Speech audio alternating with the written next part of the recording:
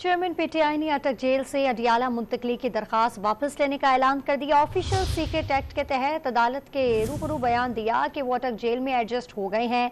Islamabad high court ने chairman PTI को अटक जेल से सेंट्रल जेल अडियाला मुंतकली का तहरीरी हुक्मनामा जारी कर दिया।